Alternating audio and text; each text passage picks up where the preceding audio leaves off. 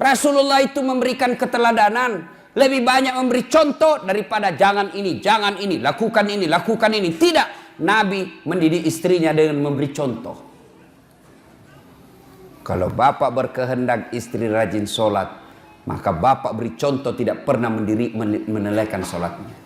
Kalau bapak mau berharap istri sopan kepada bapak, maka bapak yang lebih utama dulu memberi contoh sopan kepada istri. Rasulullah berapa istrinya? 11. Dari 11 itu Pak, tidak pernah satupun yang mengatakan, nyesal saya menikah sama kamu Muhammad, rugi saya nikah sama kamu, rugi. Tidak. Padahal bapak pun tahu 11. Bapak cuma satu punya istri, menderita lahir batin. Nabi lelaki romantis. Nabi baca itu buku Barsanji. Dijelaskan dalam kitab itu, Nabi sendiri yang jahit pakaiannya, Nabi sendiri yang sediakan sarapannya, Nabi sendiri yang bersihkan tempat tidurnya. Coba bayangkan, Nabi kekasih Allah, manusia paling mulia, yang namanya selalu digandengkan dengan namanya Allah, tidak malu cuci pakaiannya sendiri, menjahit bajunya, membersihkan tempat tidurnya. Mana ada laki-laki seperti itu di sini?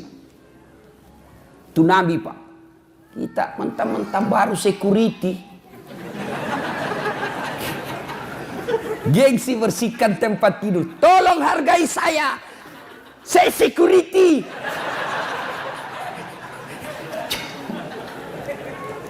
Itulah Rasulullah, tidak malu bersihkan tempat tidurnya. Coba mulai besok Pak, memperbaiki diri rumah tangga kita, berikan contoh yang teladan yang baik. Jangan pernah kasar bicara sama istri. Nabi romantis, begitu romantisnya Nabi, Masya Allah. Minum, beliau kalau minum, setiap minum begini, coba saya kasih contoh ya. Oh ini ada yang sudah terbuka. Misal Pak ya, beliau minum. Bismillahirrahmanirrahim. Dia kasih istrinya. Hebatnya lagi, bekas bibirnya istrinya yang diminum. Jadi beliau minum, gini. Kasih lagi istri. Minum lagi setutugu, kasih lagi istri. Hebatnya, bekas bibirnya istrinya. Coba kalau bapak minum bekas bibir istri. Kenapa bang? Bau betul mulutmu.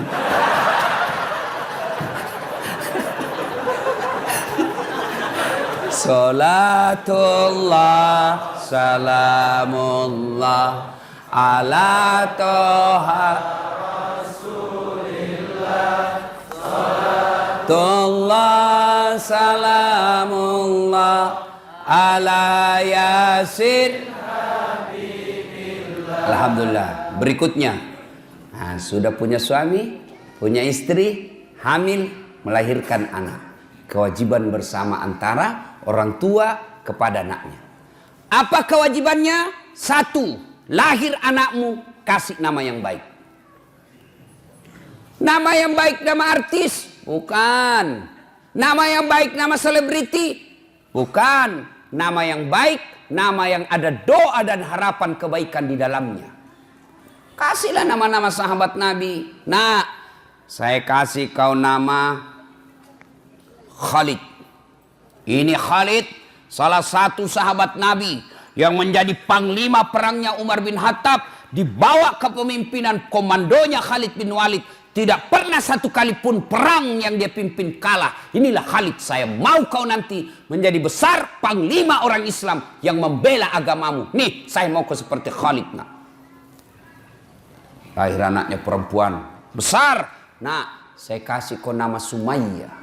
Siapa Sumayyah Pak? Nih Sumayyah, wanita, budak, pembantu zaman dulu. Tapi akidahnya kuat, tidak pernah mau menghina Islam, tidak pernah mau menyerah membela Islam. Sampai dibunuh oleh majikannya hanya karena dia tidak mau mengatakan Muhammad pembohong. Dipaksa mengatakan Muhammad pembohong. Dia ludahi Abu Jahal mukanya. Pak!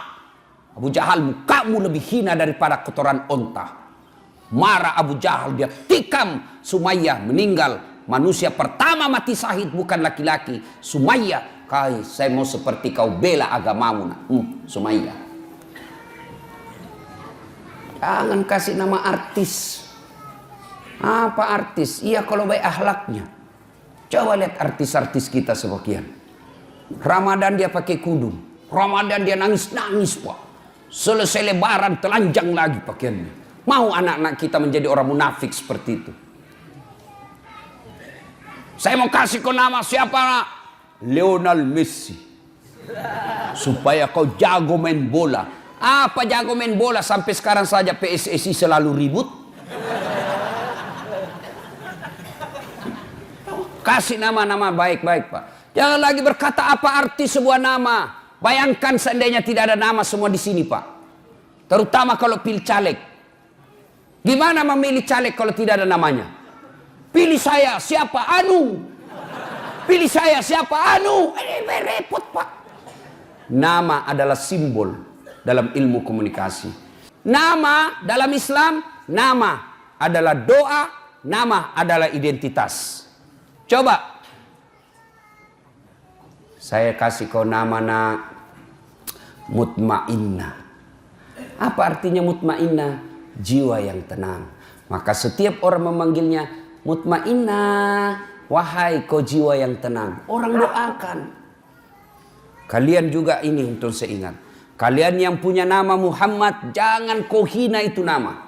Kalian yang punya nama Muhammad tapi sifatmu menghina Muhammad, kalian akan tanggung jawab nanti di akhirat. Marah itu yang menyandang nama Nabi. Dua, nama adalah identitas. Satu, nama adalah doa. Yang kedua, nama adalah identitas. Ciri. Coba pak, kalau bapak sebut nama, minimal saya bisa 2 tahu. Coba bapak sebut nama. Nah, misal Bertus Ginting. Biasanya non muslim ini pak. Iya toh? Iya. Dari nama saya bisa tahu. Muhammad Iqbal pasti Islam. Bertus Ginting non muslim. Yang kedua suku. Dari nama saya tahu sukunya ini siapa. Siapa namamu? Ambot Dalle. Bugis. Ini tidak mungkin Ambot Dalle Jawa. Tidak mungkin. Tidak mungkin. Paling kalau Jawa Margono, Jokowi. Jawa itu. Susilo Bambang Yudhoyono. Jawa pak. Kalau Ambot Dalle Bugis. Tidak mungkin. Siapa namamu? Ambot Dalle. Suku Klaten. Tidak mungkin pak. Ya, kasih nama yang baik. Lahir anak, kasih nama yang baik. Yang kedua, kewajiban orang tua mendidiknya. Didik anak.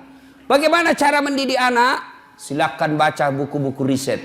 Tapi bapak keliru dan sesat ketika bapak mendidik anak meninggalkan Al-Quran.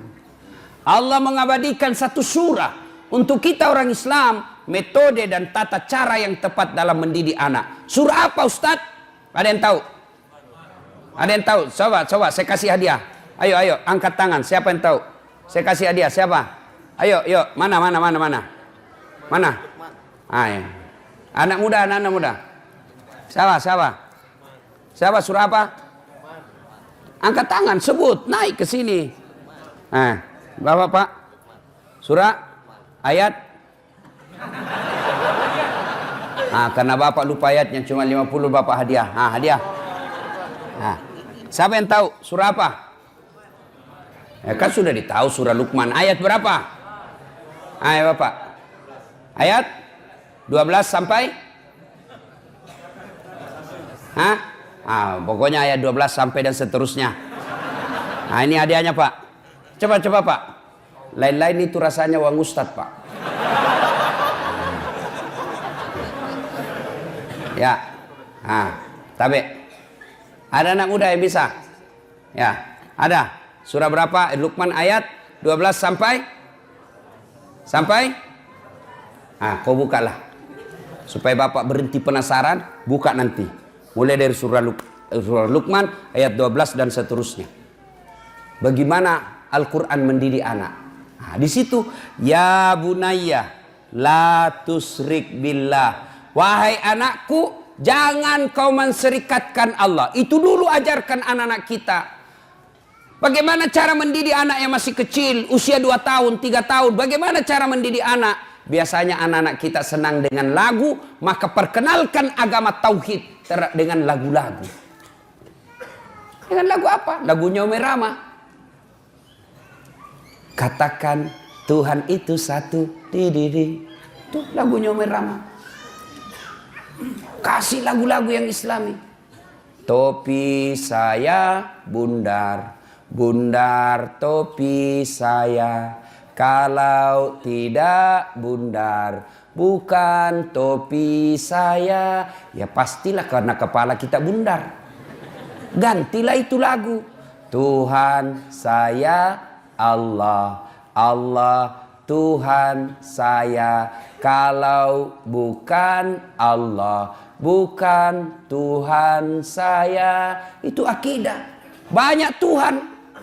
Ada Tuhan Siddhartha Gautama, ada Tuhan Sang Buddha, ada Tuhan Yesus Kristus. Tapi kita orang Islam, Tuhan kita Allah. Tuhan yang saya sebut tadi bukan Tuhan orang Islam. Tuhan kita Allah. Siapa itu Allah? Pencipta alam semesta. Jelas. Ibu-ibu dulu kan bagus-bagus lagunya mendidik anak. Masuk bulan Maulid seperti ini, dia lagu-lagu Maulid. Pada zaman dahulu kala, pada zaman jahiliyah, lahirlah seorang Rasul yang terakhir dan mulia. Anaknya bertanya, siapa ya mak? Nabi terakhir mak. Dan lanjut lagi nya, Nabi Muhammad namanya. Terus siapa nama ibunya mak? Siti Aminah ibunya. Bapaknya siapa mak? Abdullah nama ayahnya. Di mana tinggal? Di Dumai atau Bangkalis? Madinah tempat tinggalnya.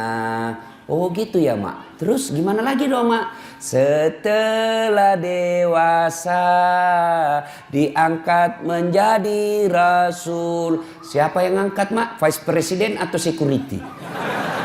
Oleh Allah yang kuasa. Allah itu siapa mak? Pencipta alam semesta. Itu dulu tuh ibu-ibu dulu. Masuk lagi bulan Rajab, bulan Isra Mi'raj, lagu lagi. 27 Rajab Nabi Muhammad diisrakan dari Masjidil Haram ke Masjidil Aqsa. Tuh ibu-ibu lagu dulu. Begitu suaminya sakit-sakit dan tua-tua, dibelai-belai rambutnya sambil menyanyi lagi. Bila Israel.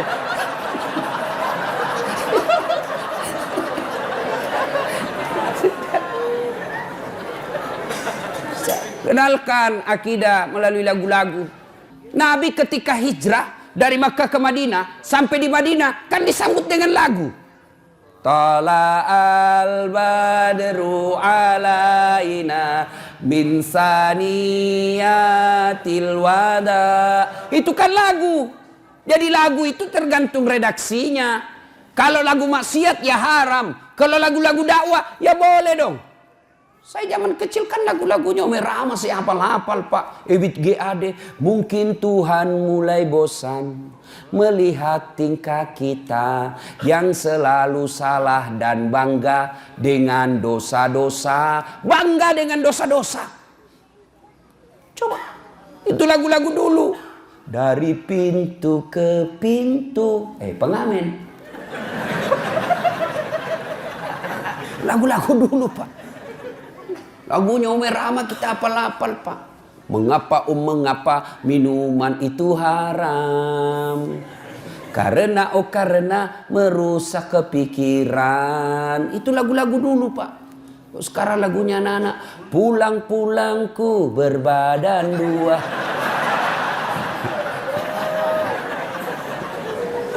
Ya, bapak saudara-saudara sekalian.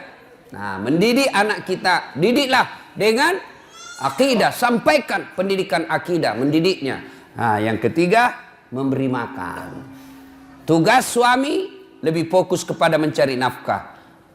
Tugas istri lebih utama kepada mendidik. Kenapa? Karena istri lebih banyak tinggal di rumah ketimbang suami. Suami lebih banyak di luar, istri lebih banyak di dalam. Apa tidak boleh istri cari nafkah? Boleh, tapi tujuan utamamu, tugas utamamu adalah mendidik anak. Tugas utama laki-laki cari nafkah. Karena cari nafkah lebih banyak di luar, maka tanggung jawab lebih utama mendidik anak kepada istri. Maka prestasi istri bukan menjadi ketua partai. Prestasi istri bukan sekadar menjadi ketua DPR. Tapi prestasi istri yang terbesar dan sangat mulia adalah ketika anaknya dilahirkan menjadi anak-anak yang soleh dan soleha. Kenapa negara kita hancur seperti ini? Pilih lagi pejabat bikin gaduh. Kenapa? Salah satu sebabnya karena orang tua gagal mendidik anaknya.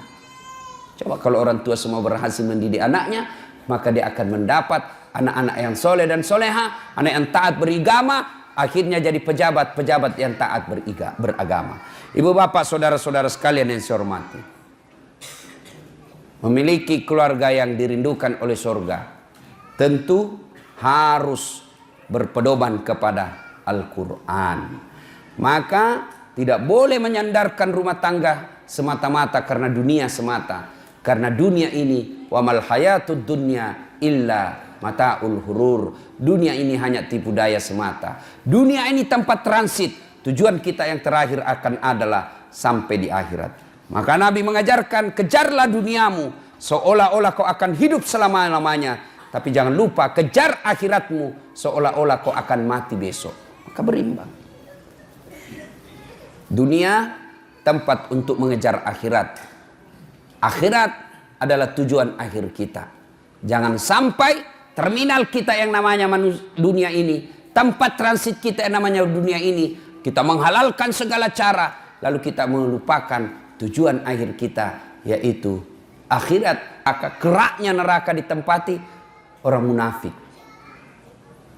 Innal munafikina fid-darkil asfali minan nar. Sesungguhnya tempat orang munafik itu ada di keraknya neraka. Siapa orang munafik? Ada 3 karakternya orang munafik. Dipercaya dia khianat, berbicara dia bohong, kemudian berjanji dia dusta. Nah, kita lihatlah ini. Waktu kampanye banyak janjinya, pilih saya, kalau kau pilih saya, telepon saya 24 jam. Begitu dipilih, dia ganti nomor HP-nya. Kau akan menjadi bahan bakar api neraka. Karena ada orang begitu, Pak. Kasihan. Dia pikir dunia ini adalah tujuan akhirnya. Jadi pejabat-pejabat pengkhianat. Jadi pejabat-pejabat yang korup. Maka nanti di akhirat kalian akan setengah mati menghadapi azab. Kalau Bapak berdosa sama saya, Pak, satu aja Bapak tempati bertobat. Datang saya maafkan, selesai persoalan. Tapi kalau Bapak menjadi pejabat, maka bukan cuma saya yang Bapak datangi semua pembayar pajak yang ada di Indonesia. Biasa saya lihat kalau ada pejabat korup, janji bohong, ketawa-ketawa, nyengir-nyengir, saya bilang, tunggu sakaratil maut. Tunggu, kau mau kemana? Kau pasti ketemu sakaratil maut. Dan ketika tiba saatnya, kalau dosa kepada Allah, Pak, gampang tobatnya. Saya kalau lihat pejabat yang nakal, bajingan, mengkhianat, saya bilang, kau bikinlah yang kau bikin. Kan Jibril kan pernah bernasihat sama Nabi. Muhammad, lakukan apa yang kau mau lakukan. Tapi ingat, pasti kau mati. Mau kemana? Nggak, saya lihat itu pejabat, bikin saja. Kau kemana? Pasti kau mati. Itu aja harapan kita, Pak. Didoakan dia cepat mati. Tidak usah kita ribut-ribut. Kau mau kemana, Pak? Bapak dosa sama saya. Dosa kepada Allah gampang. Andai saja boleh kau memilih dosa. Dosa kepada Allah dengan dosa kepada tetanggamu. Dosa kepada rakyatmu. Lebih kau dosa kepada Allah. Kenapa? Dosa kepada Allah gampang tobatnya. Dosa kepada manusia susah tobatnya. Dosa kepada Allah, menyesal, mengakui, tidak ulang, ganti dengan kebaikan, selesai urusannya. Tapi kalau sama manusia, Bapak harus datang minta maaf sama yang Bapak pernah sakiti. Jadi bupati-bupati pengkhianat, seandainya dilihat itu, Pak, tanggung jawabnya sebagai pemimpin, tidak ada orang mau ikut pilkada, Pak. Susahnya jadi pemimpin, Pak. Di satu kabupaten ada yang menjual khamar dan orang pejabat tahu, maka semua dosa-dosa di situ dia tanggung itu pejabat. Kalau dosa kepada Allah gampang. Tapi kalau dosa kepada manusia, Bapak harus datang kepada seluruh rakyat minta maaf. Bukan cuma itu, kalau berkaitan dengan uang negara yang kau salah gunakan, kembalikan itu uang. Selama uang hasil jarahan itu kau ambil, selama itu tobatmu tidak diterima Allah. Dan pada saatnya nanti tiba, kita diadili, disuruh pikul itu mereka yang pernah mencuri uang negara.